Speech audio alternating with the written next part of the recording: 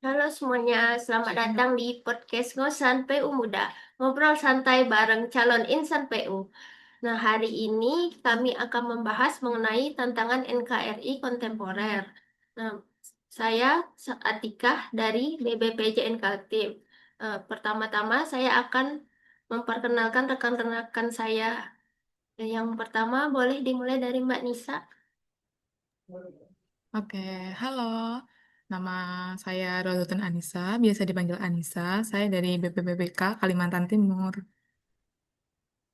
Nama saya Rizky Fatani, Putra Erisa dari BPJN Kalimantan Selatan. Halo semua, perkenalkan nama saya Rizky Hafin Octavio dari BPBPK Kalimantan Utara. Halo, nama saya Rizka Verina Zahara dari BPBPK Kaltim. Langsung aja ya kita mulai untuk isu pertama yang paling berdampak, yaitu teknologi. Menurut Mbak Nisa nih, bagaimana hoax dan disinformasi ini menjadi ancaman serius bagi persatuan kita? Oke, terima kasih Mbak Zahra atas pertanyaannya. Sebagai ASN muda, saya melihat bahwa pembangunan tidak hanya soal membangun gedung, jalan, jembatan, atau bendungan. Pembangunan juga tentang menjaga kepercayaan masyarakat terhadap pemerintah. Nah, hoax dan disinformasi justru menyerang hal itu. Mereka bisa merusak kepercayaan publik dengan menebar kebingungan, bahkan kebencian. Bayangkan, ketika ada proyek pembangunan untuk kepentingan rakyat, lalu beredar kabar palsu yang menyesatkan, bisa-bisa masyarakat jadi salah paham, menolak, bahkan terpecah belah. Padahal tanpa dukungan dan persatuan, pembangunan tidak akan berjalan maksimal. Lebih dari itu, hoax seringkali mengandung isu-isu sensitif yang dapat memecah persaudaraan kita sebagai bangsa. Kalau dibiarkan, rasa kebersamaan bisa terkikis dan nasionalisme perlahan melemah. Sebagai CPNS Kementerian Pekerjaan Umum, saya merasa punya tanggung jawab moral untuk tidak hanya bekerja secara profesional, tapi juga ikut melawan hoaks dengan menyebar informasi yang benar dan membangun optimisme. Karena persatuan adalah fondasi, dan pembangunan hanya bisa berhasil jika kita berjalan bersama. Jadi, mari kita sama-sama bijak bermedia sosial, tidak mudah percaya, dan selalu cek kebenaran informasi. Dengan begitu, kita bisa menjaga persatuan dan pada akhirnya membangun Indonesia yang lebih maju. Seperti itu, Mbak Atika, pendapat dari saya. Baik, Mbak, memang penting sekali ya Mbak untuk menelaah informasi ini sekarang ini. Nah, kemudian kita beralih ke ancaman kedua yang lebih besar. Nah, menurut Mas Fatan, bagaimana ancaman global dan pergeseran geopolitik mempengaruhi Indonesia? Baik, Mbak Etika, terima kasih atas pertanyaannya. Di tengah persaingan negara adidaya dan ketegangan di Laut Cina Selatan, Indonesia harus ekstra waspada. Bela negara tidak lagi hanya soal perang, tetapi juga soal diplomasi cerdas, penguatan militer, dan ketahanan ekonomi. Kita harus bisa menjaga kedaulatan tanpa terjebak dalam kepentingan negara lain. Wawasan kebangsaan kita harus mempengaruhi pada pemahaman bahwa kita adalah bagian dari sistem global, namun tetap berdaulat ancaman apa saja yang dapat ditimbulkan. Yang pertama, ini berpengaruh kepada Indonesia yaitu ketidakpastian ekonomi global, tantangan keamanan dan diplomasi, dan yang terakhir yaitu peluang kerja sama strategis. Dan bagaimana strategis adaptasi bagi Indonesia itu pertama dengan diversifikasi mitra dagang dan investasi termasuk penguatan kerja sama dengan negara-negara di kawasan Indo-Pasifik dan negara berkembang. Yang kedua dengan pengembangan industri strategis dalam negeri untuk mengurai ketergantungan impor terutama di sektor energi terbarukan dan teknologi digital. Dan yang terakhir dengan peningkatan diplomasi multilateral melalui ASEAN, G20, dan forum global lainnya demi menegaskan posisi tawar dan kedaulatan nasional.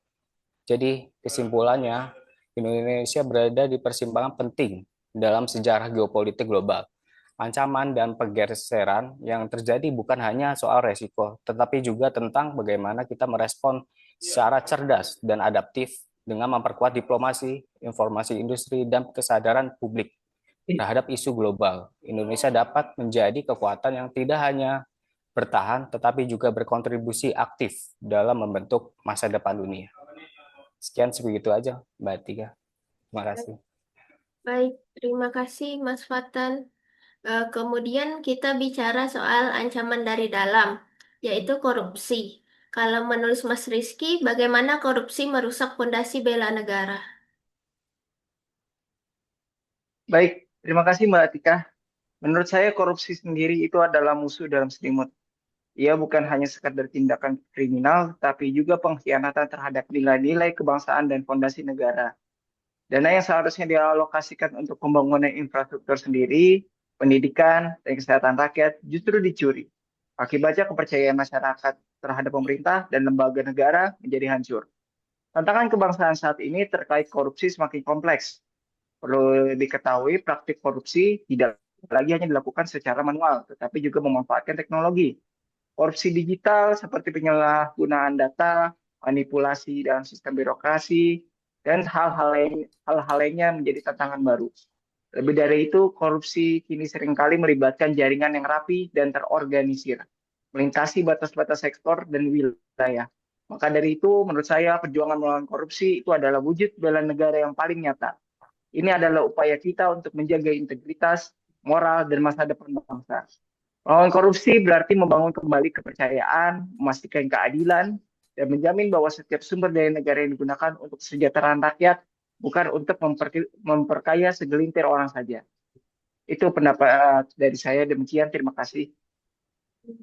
Berarti sebagai ASN memang kita perlu menjaga integritas sekali ya, Mas. Nah, lalu untuk isu terakhir yang akan kita bahas yaitu mengenai globalisasi menggawa pengaruh budaya luar. Menurut Mbak Zahra, bagaimana hal ini bisa mengikis identitas dan wawasan kebangsaan kita, terutama di kalangan generasi muda?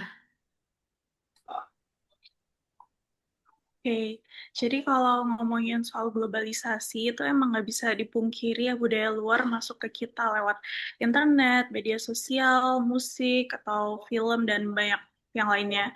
Terus juga sebagai calon ASN sendiri, aku melihat ini sebagai tantangan sekaligus peluang. Kalau tantangannya itu, kalau misalnya kita nggak hati-hati, nilai-nilai lokal dan identitas kita bisa luntur, apalagi di generasi muda yang gampang banget terpengaruh oleh tren global sekarang ini. Tapi peluangnya itu kita bisa pakai arus globalisasi itu untuk mengenalkan budaya kita ke luar sambil tetap menjaga akar kita sendiri.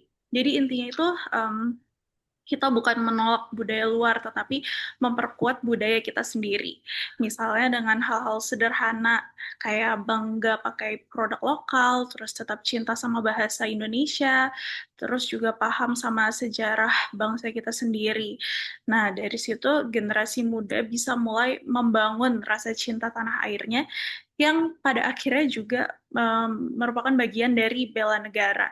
Jadi globalisasi itu nggak harus bikin identitas kita hilang, malah bisa bikin kita lebih aware dan bangga sama siapa kita. Segitu aja dari aku. Terima kasih. Benar banget, Mbak. Generasi muda ini emang kunci masa depan bangsa kita ya, Mbak. Nah, jadi dari diskusi ini bisa disimpulkan bahwa bela negara dan wawasan kebangsaan di era ini jauh lebih kompleks. Karena bukan hanya soal angkat senjata, tapi juga melawan hoax, korupsi, hingga menjaga budaya kita sendiri. Nah, terima kasih Mbak Nisa, Mas Fatan, Mas Rizky, dan Mbak Zahra atas wawasannya. Dan terima kasih kepada para pendengar. Sampai jumpa di episode berikutnya.